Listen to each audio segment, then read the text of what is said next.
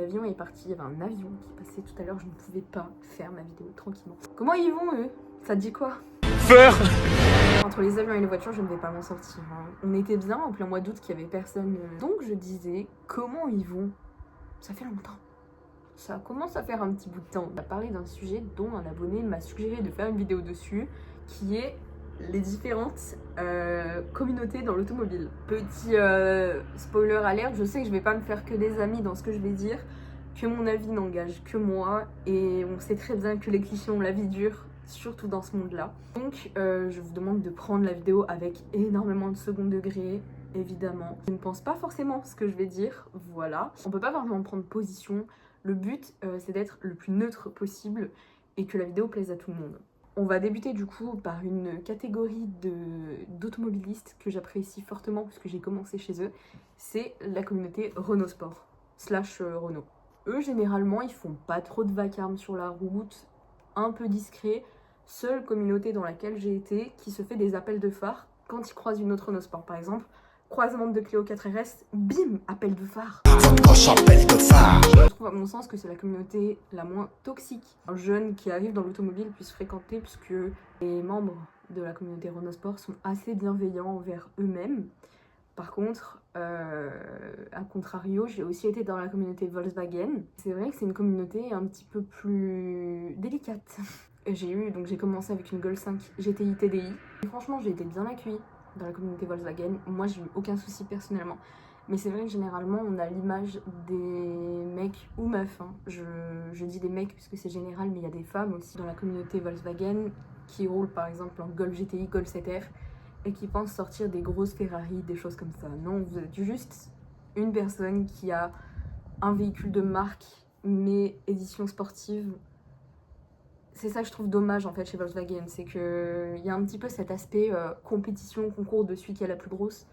Et je trouve que ça entache un peu l'image de la marque alors que les véhicules sont tellement jolis et je trouve ça vraiment dommage. Ce qui est communauté japonaise, j'avoue ne pas avoir trop fréquenté de personnes qui étaient dans le milieu ou de connaissances, j'en ai quelques-unes. C'est vrai que c'est une communauté qui est assez chill, assez ouverte d'esprit, que tu roules en Mazda MX-5 ou en Nissan GT-R. Tout le monde va se checker, va se dire bonjour, va échanger. C'est ça que j'ai adoré en fait sur la communauté Jap, c'est que vraiment elle est très neutre et il n'y a pas forcément de jugement et ça je trouve ça incroyable. Parlons des BMistes.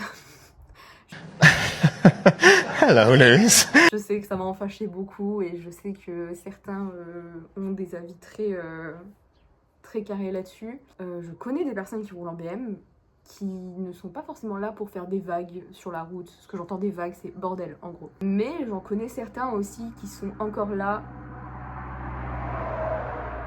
comme certains dans la communauté Volkswagen ou quoi, pour entre guillemets prouver qu'il a la plus grosse ou quoi.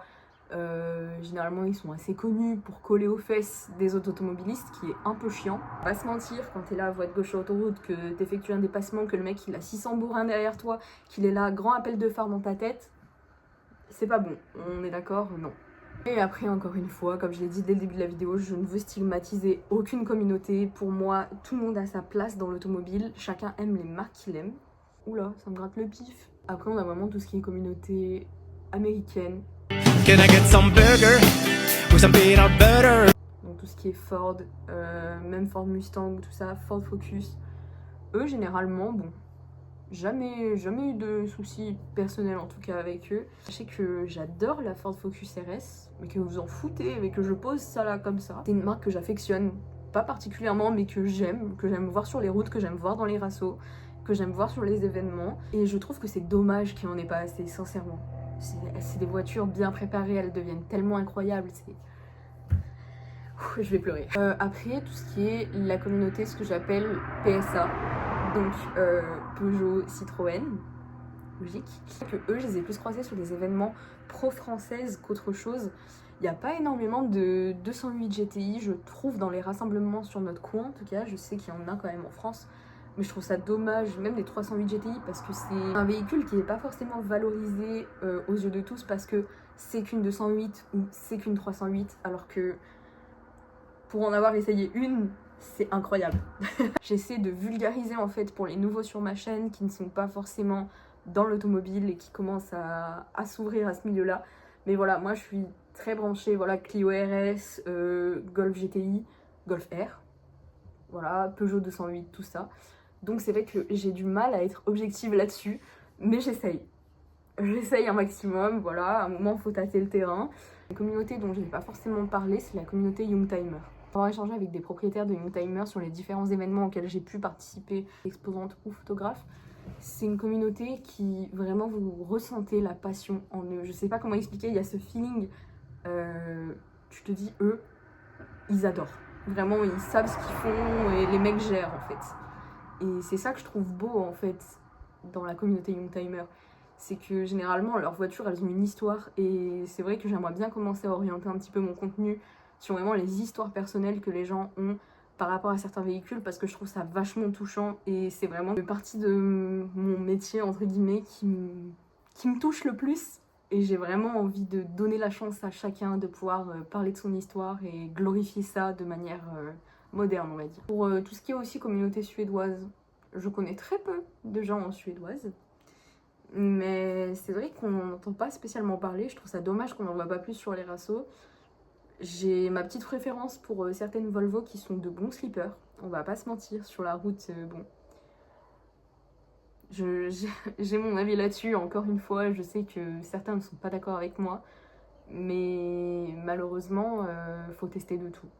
Au même titre que la communauté de voitures plus italiennes comme Alfa Romeo. Alfa Romeo, ça reste une très bonne communauté aussi. Jamais eu de soucis. C'est pas une communauté toxique, c'est ce que je veux dire. Et moi, il y a une communauté aussi qui me fait assez rire sur les réseaux.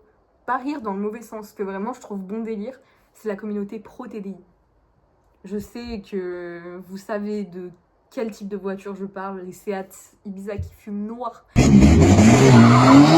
Les Golf qui fument noir, qui sont reprogrammés comme pas possible. Qu'elles sortent je sais pas combien de chevaux. Ça, c'est un délire. Mais c'est un délire que j'approuve. Enfin, je sais pas si je me fais comprendre. C'est un délire que moi, personnellement, je peux suivre.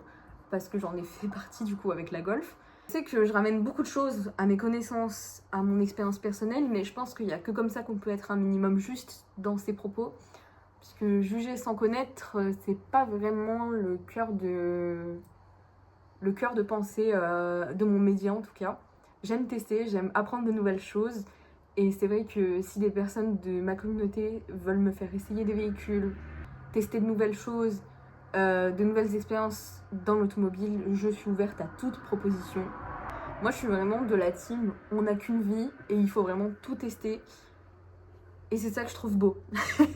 C'était le petit mot positif de la fin. C'est vrai que c'était une vidéo un petit peu face caméra, comme j'ai pas spécialement l'habitude d'en faire. J'espère quand même qu'elle vous aura plu.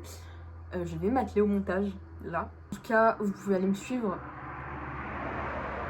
Il y a des voitures qui passent, j'en peux plus. Vous pouvez aller me suivre sur mes différents réseaux qui s'affichent ici. Donc c'est Vroom Media, sans tiret, sans majuscule, sans accent, sans rien. Juste Vroom Media. J'espère que vous avez passé une bonne vidéo et bisous.